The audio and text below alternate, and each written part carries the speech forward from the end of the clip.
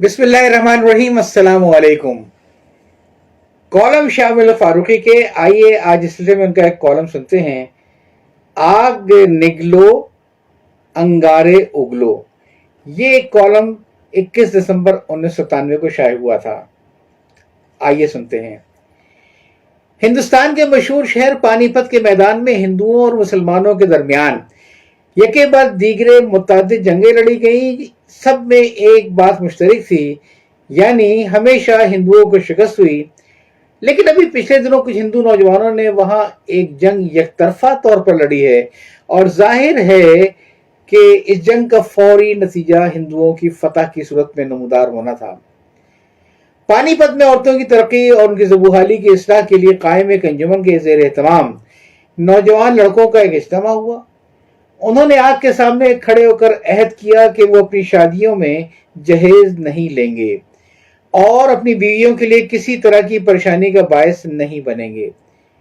शादी के नाम पर लड़कियों और उनके खानदानों का जिस तरह इस्तेसार होता है, उसके पेश नजर ये फैसला यकीनन काबिल तहसीन है। आग का मामला यह है कि वो हिंदुओं की अग्नि देवी है जिसकी वो परस्तिश करते हैं।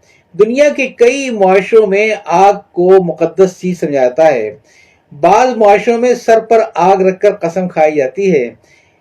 जब शमा जलती है तो जाहिर है उसकी लौ नीचे से ऊपर तरफ जाती है। इसका फायदा उठाते हुए हफीज जौनपुरी शागिर्द जनाब अमीर मीनाई ने कहा था, शमा ने आग रखी सर पर कसम खाने को, बखुदा मैंने जलाया नहीं परवाने को। आग का इस्तेमाल हमारे मुआशरे में पिछले दिनों से बहुत होने लगा है, लेकिन परस्तिश करने या कसम खाने के लिए नहीं बल्कि जलाने के लिए। घरों को जला दो, शहरों को जला दो, खेतों को जला दो, खलियानों को जला दो, बल्कि हर खोश है गंदम को जला दो। शेख सादी ने ऐसे ही जलाने वालों को मुखातिब करके कहा था, हरीसो जहां सोज सरकश मबाश, जखा के आफरीदत आतिश मबाश। यानी तुम लालची दुनिया के जला देने वाले सरकश हरगिज न बनो। तुम्हें मट्टी से पैदा किया गया है, तुम आग न बनो।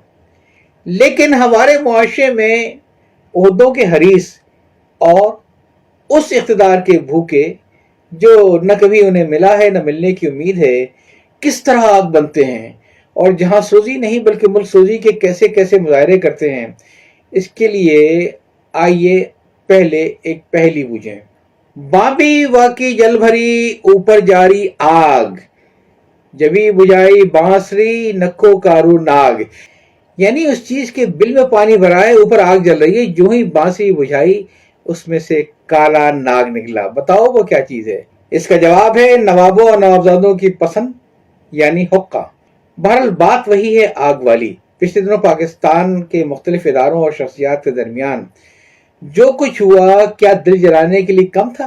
ज्यादा काबिल अफसोस बात यह है कि ऐसे नाजुक मौकों पर बाज ऐसे लोगों को मुकद्दस ऐवानों और चैम्बरों में रसाई हासिल हुई जहां उन्हें नहीं जाना चाहिए था। इनमें से बाज लोग तो इधर की उधर लगाने बल्कि आग लगाकर पानी ले दौड़ने में माहिर हैं। ऐसे में उनके मुंह से निकलने वाला धुआं स्याह से स्यातर होता जाता है। इन लोगों का तरीक़ाकार ये था कि मुझसे कुछ और कहा, यार से कुछ और कहा, आग पानी में लगाते हैं लगाने वाले।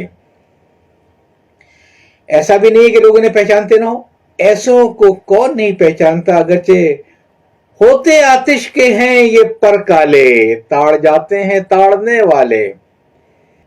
तो एक ऐसे ही आतिश के पर काले यानी ताड़ने वाले बार बार आला तरीन ऐवान और चैम्बर में बैठने हुए साहिबान इख्तियार से इल्तिजा कर रहे थे कि उनसे होशियार रहें।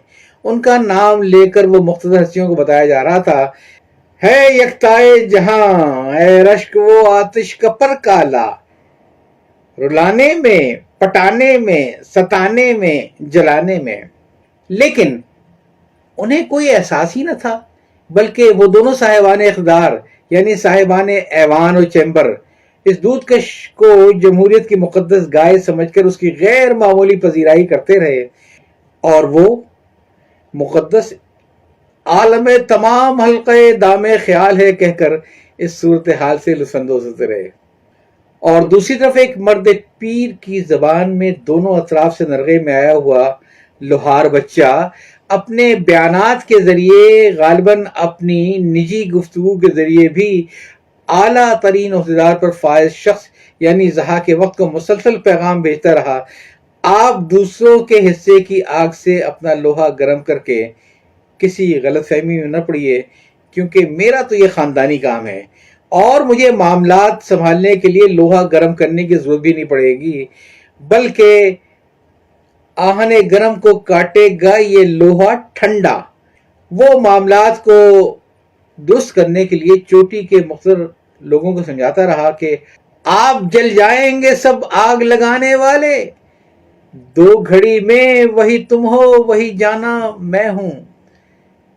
لیکن اس مقتدر شخصیت نے خدا جانے کس سے آس لگائی تھی کہ وہ بڑے بڑے دودھ کشوں کی بھڑکائی ہوئی آگ میں اپنا ہاتھ ڈال کر مسلسل انگلیاں جلاتا رہا۔